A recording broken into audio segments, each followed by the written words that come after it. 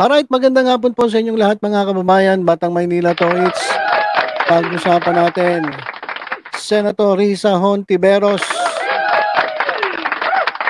Sa totoo lang mga kababayan, si Senator Risa Hontiveros ay isa sa mga senators dyan na talagang grabe kung magtrabaho at makikita mo na yung kanyang ginagawa ay para sa interes ng nakararami, interes ng publiko, hindi yung sariling interes.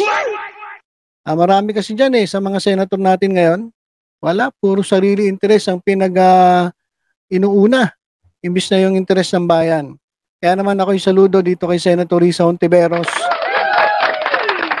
At sa mga babaeng senator wala, parang siya lang ata nagtatrabaho, yung iba puro pakyut na. Yung iba wala namang ginagawa lalong-lalo na itong si Cynthia Villar. Minsan nga lang magsalita, kakampihan pa yung yung akusadong kriminal. Kaya alam niyo sa mga susunod na eleksyon mga kababayan, sa 2025 at 2028, mamili naman po talaga tayo ng para sa tao.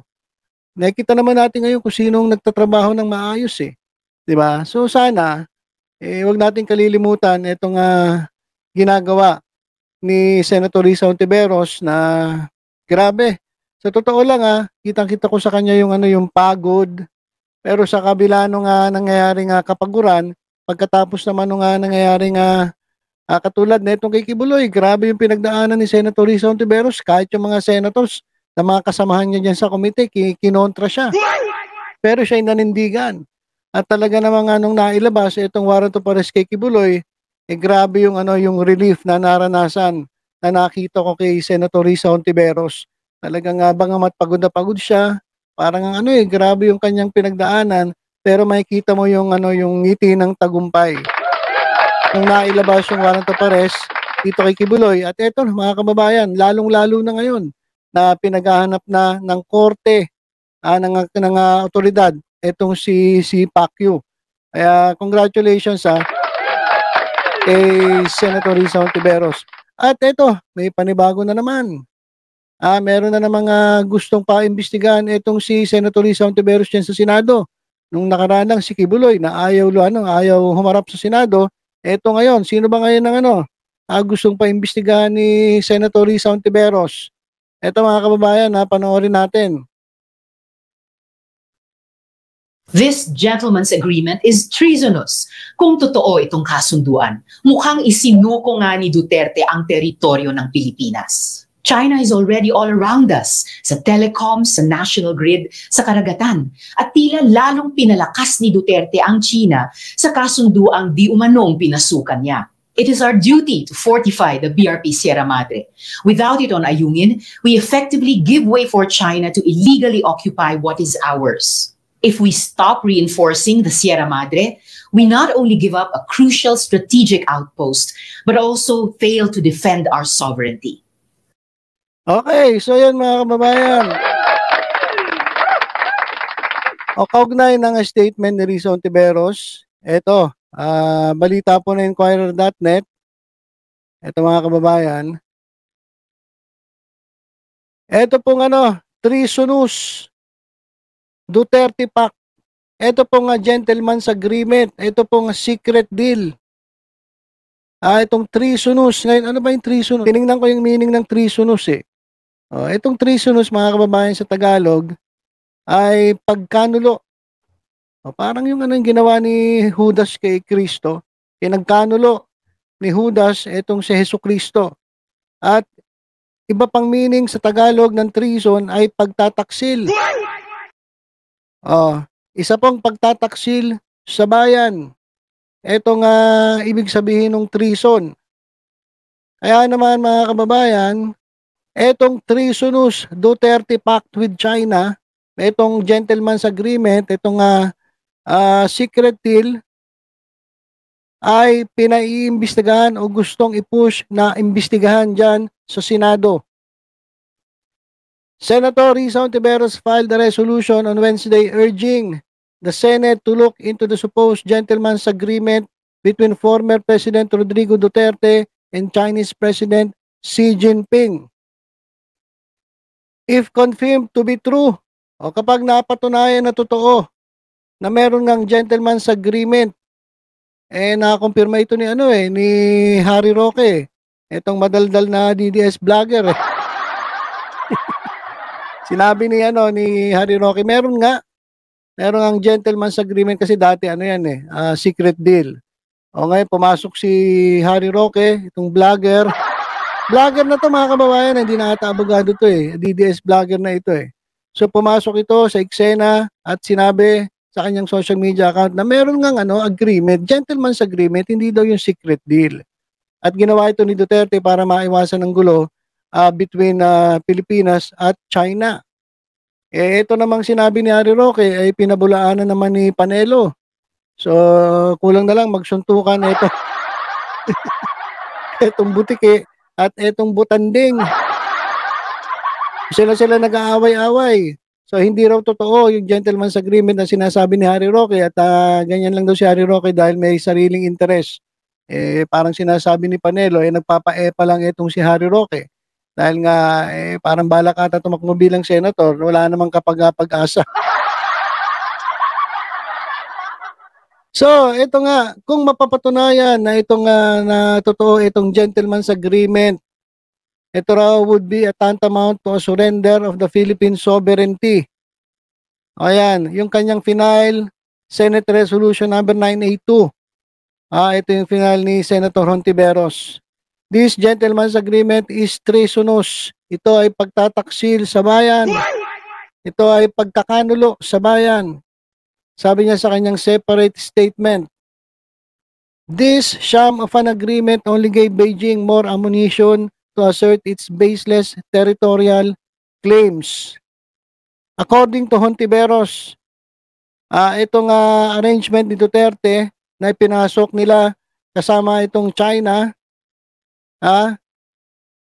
prohibited the Philippines from repairing BRP Sierra Madre.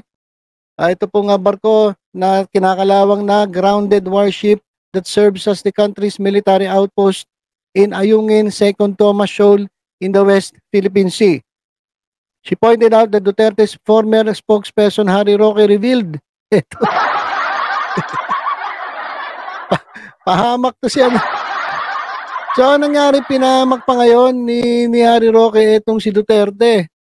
Ayun kasi siya ngayon yung kino-quote Siya yung kino-quote itong si Harry Roque, itong vlogger, DDS vlogger. Harry Roque revealed that the former leader had agreed with his Chinese counterparts that only food and water would be brought to soldiers stationed there. So ito yung kinokontra ni Panelo. Wala naman daw ganun. Wala na, nabuko na mga kababayan. Nagsalita na si Harry Roque. Nabuko na tuloy ngayon. Ito, si Panelo pumapasok sa eksena para pagtakpan itong si Duterte. Pero wala na nailabas na yung totoo Alam niyo, madaldal kasi ito si Butanding kaya nagagalit si Harry, si Butike, si Panelo, si Salsal Panelo. At sabi, sinungaling daw yan si Harry Roque. By virtue of the said agreement, the Philippines effectively agreed to desist from bringing in construction materials to fortify the rusting and dilapidated Sierra Madre. Sabi ni Senator Hontiveros. Without repairs to the BRP Sierra Madre, a World War II era warship, the vessel would soon collapse. In the words of former Supreme Court Senior Associate Justice Antonio Carpio and our presence in Ayungin Shoal. Siyempre, pag wala na yung barko, natunaw na, kinalawang na, bumagsak na, wala na. Wala na tayong outpost doon. So, ibig sabihin, naalis na yung mga sundalo sa titire sa beach. Ayaw nga payagan ng mga incheck na magdala ng mga construction materials para i-repair yung BRP Sierra Madre o kaya naman magtayo ng outpost. Wala yun nga yung agreement, hindi magdadala etong Pilipinas ng anumang construction materials para i-repair yung nasabing barko at o kaya magtayo ng outpost. Ayun yung usapan ni Duterte at ng mga incheck. So kaya yung sinasabi treasonous kasi parang sinurrender na natin yung ating claim. Hinayaan na lang natin. Sige, hayaan mo na mabulok yan. So parang ganun ang nangyayari. Kaya sabi the opposition senator maintained that the agreement which Roque claimed. Ito na naman. Pahamak talaga to si Roque. Was only made verbally, should be reviewed after the National Security Council said it was unaware of the alleged deal between Duterte and Xi. Ito pong Chinese president. The National Security Council, however, stressed that the Marcos administration would continue its resupply missions to soldiers stationed on Sierra Madre.